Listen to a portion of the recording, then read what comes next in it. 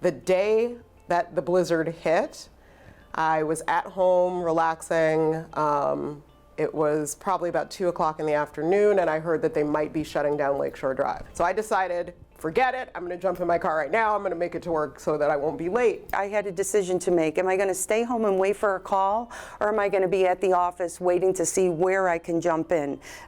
So 3 hours on the highway, slipping and sliding at 20 miles per hour. After several accidents, really, almost the Lakeshore Drive just stopped by itself, regardless of what any decisions that we made. It hit hard and it hit heavy. So it was like, you know, the Chicago Police Department, the Chicago Fire Department, I know, jumped into gear, and some of their vehicles got stuck. One of the things that stands out in my mind about the officers and their cars, they were unable to pull up as usual, like in front of a house, because they couldn't get down the street.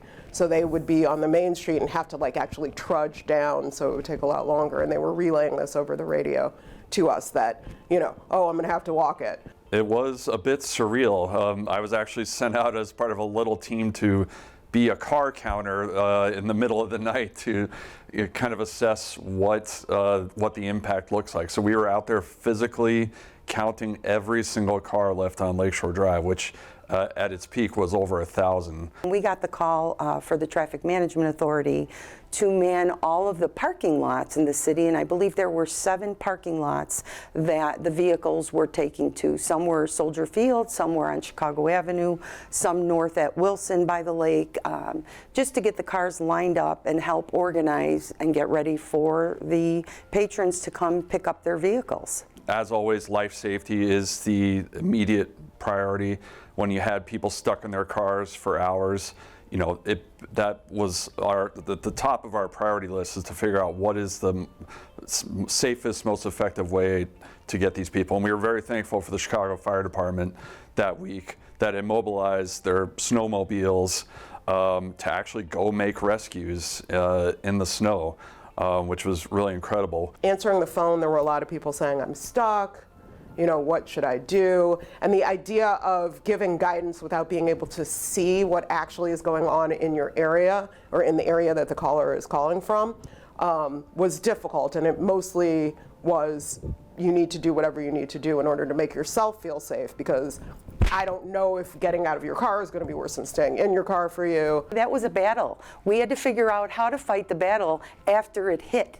It hit so hard and fast that we were prepared to assist once we knew what took place.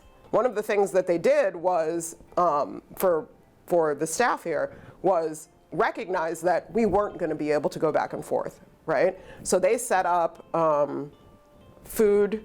They set up cots, knowing that people were going to spend the night here that don't usually do that, despite what it seems like. We might seem like we're always here, but we're not.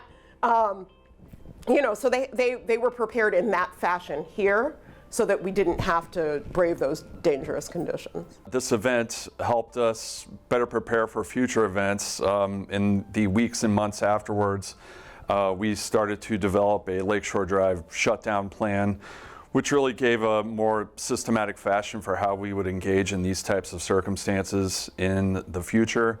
So we developed 3 categories of shutdown, anything from a minor partial shutdown to a full shutdown of all Lakeshore Drive. And it doesn't necessarily have to apply just to weather events. It can apply to a lot of other events as well. I mean, we came together in such a way that I feel like it was, I don't know that there's anything comparable to it. You know, we were all in this together. First watch, second watch, third watch, power watches, administrators were down on the floor with us.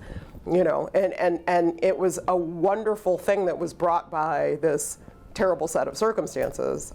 Thankfully, we haven't come anywhere close to that day, but it's winter in Chicago, so you never know what could happen.